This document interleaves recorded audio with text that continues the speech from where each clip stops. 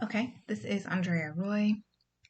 I'm doing my video essay for week 1, I believe, or week 2, under AMP 2113.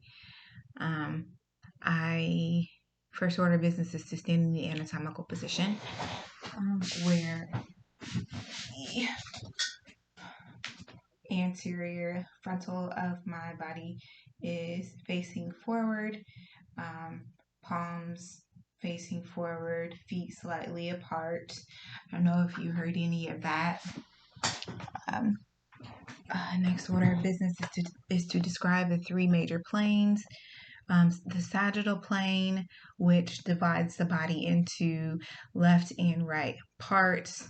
They don't necessarily have to be equal. It also divides the organs into left and right parts that don't have to be equal. If it is equal, then that would make it a medial plane. So here is my little illustrations. So I'm not an artist. Hope you can see that. I don't know if you can. Let's see. This will be the left side. This is the right side. And if this was the human body, the head would be right here. And this would divide right down the middle. But this does not have to necessarily be middle in order to be the sagittal.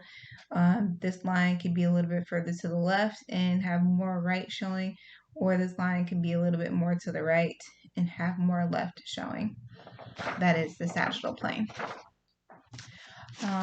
Next would be the frontal plane. So I have I'm a horrible artist. I have a head here. So this will be the frontal, with the front of the face would be anterior, would be in the front, would be anterior to the back of the head, and the posterior. So it would divide down the head, down the side of the neck, down the side of the arm, dividing the body into the anterior and posterior planes. The last one would be the transverse plane, which you have the human body here. I'm not an artist again.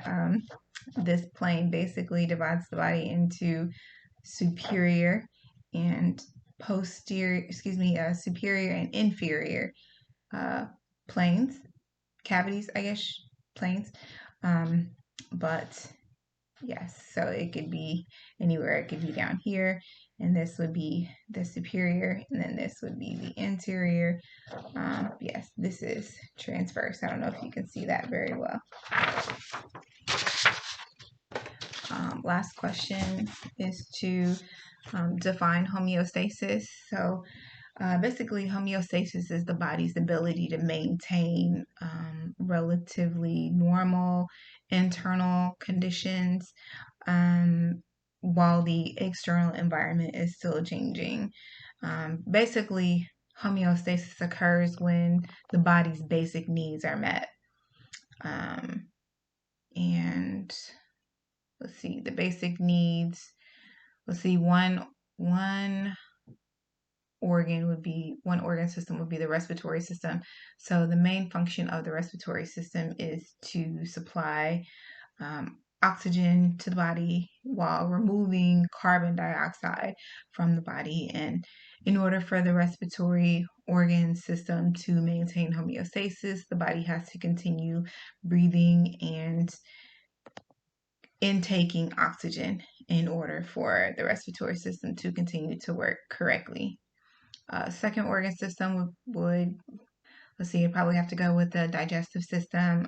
The digestive system basically breaks down ingested food to smaller particles, and those particles are absorbed into the blood, so the blood can absorb. So the cells in the blood can absorb those particles.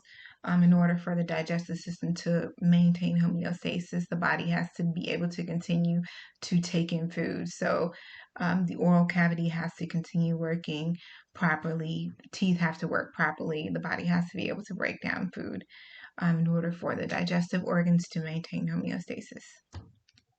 That is all. Have a good day.